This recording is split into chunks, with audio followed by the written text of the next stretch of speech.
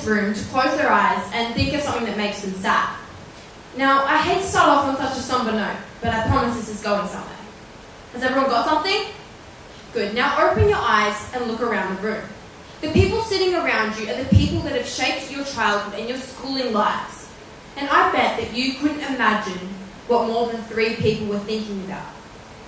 See, you and I, we're a part of a very self-absorbed and ignorant generation. And this isn't just about socialisation and wanting to know everyone's secrets, but this is a big picture problem.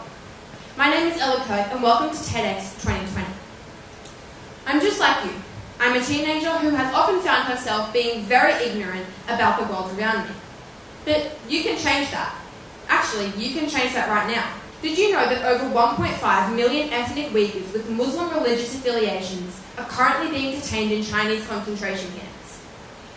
Judging by the shocked looks on most of your faces, I'm going to guess that you had absolutely no idea. This politically motivated regime is, in its very essence, an echo of the sentiments of German concentration camps during World War II.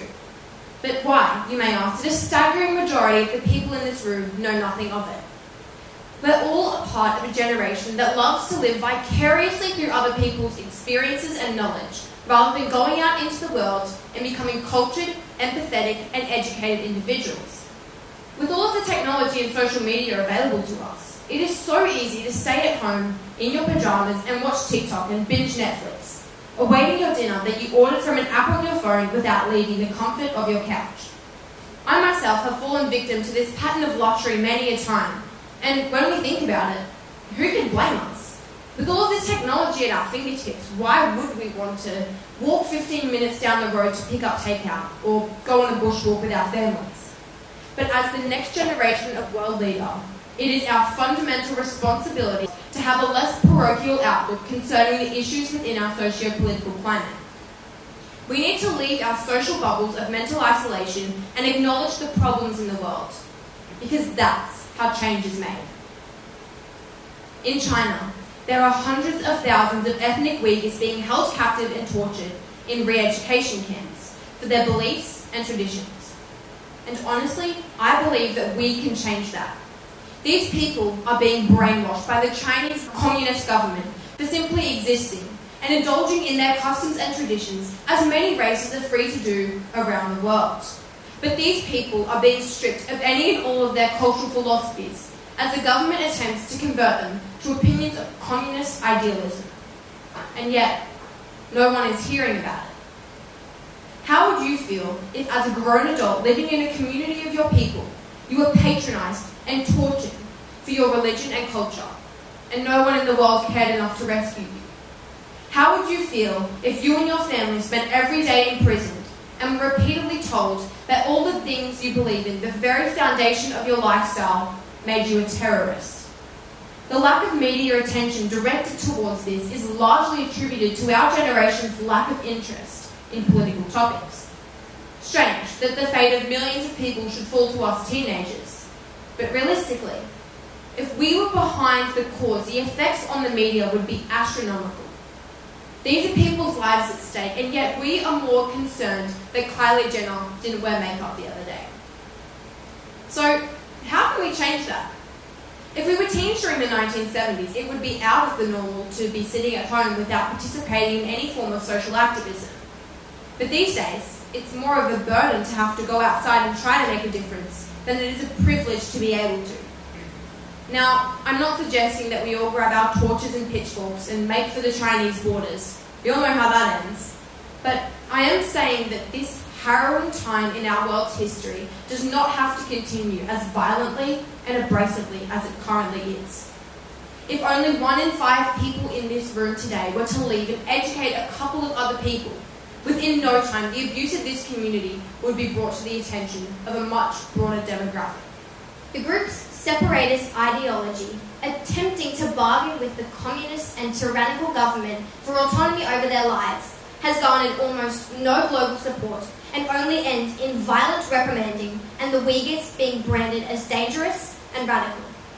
With just a little attention from our generation, this whole community could be liberalised from the horrendous abuse they are currently suffering. Our conformist, self-absorbed social bubbles are harming humanity, and preventing the ability for action to be taken against some of the cruelest people among the human race. Mr. Hamid Sabi, the lawyer for the United Nations Human Rights Council, implicated the orchestrators of this concentration camp by unearthing overwhelming evidence of illegal organ harvesting taking place in the very rooms and buildings many Uighurs sadly call their home. If not in the room where they sleep at night, the rooms where they are supposed to feel the safest. These highly non-voluntary procedures are performed right out in the open with an audience. The Uyghur population of China is filleted like fish with no consent, no way out, no choice. No choice to sleep in a room with 10 to 20 others with one bathroom to share. No choice to sacrifice their bodies and their health, not to mention their dignity, for the sake of someone who shares the same fascist philosophy as the men and women who locked up their family. In a similar brainwashing campaign targeted at a specific race, the lives of 6 million Jewish people were lost at the brutal and cruel hands of similar political extremists. Let us not allow this similarity to become a pattern in the history of our world. Sabi claimed in the tribunal that an act so profoundly evil had not been experienced by any race or religion since World War II. I'll let that sink in. So, ladies and gentlemen, I give you a task.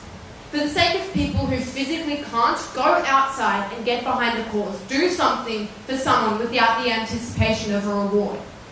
You, all of you, live in a country where your right to freedom of expression and speech is unimpeachable. You have the opportunity to go out onto your street and stand up for something that you believe in. These people don't. Think of something that you are passionate about. Think of something that needs an adjustment. What are you willing to do to support that cause, on a local or global scale? Now, don't start picturing yourself as Greta Thunberg. That might be a bit too much to start with. But everyone here needs to seriously consider how they can bring about a meaningful change. There is almost a stigma around completing community service. It has become an onerous task to our generation. So even if you don't feel overly passionate about something or want to change the world just yet, remember that even the smallest actions can make a difference. Remember, in the words of Vincent van Gogh, great things are done by a series of small things put together. So mow your elderly neighbour's lawn. Cook dinner for the family with 5 kids and 2 working parents across the road. Just smile at someone as you walk down the street, because your act of kindness may just inspire something greater. This is not how any human being should be treated, irrespective of their religion, race, or gender. It is inhumane and fundamentally evil, and it must be put to bed now. We're a generation of influencers, so let's use our power over the world and our outreach for more than just which self-tan or PC console to use. These people are being silenced. These people are being tortured. These people are just like you and me. These people are human beings. But these people are dying, and their culture is going with them.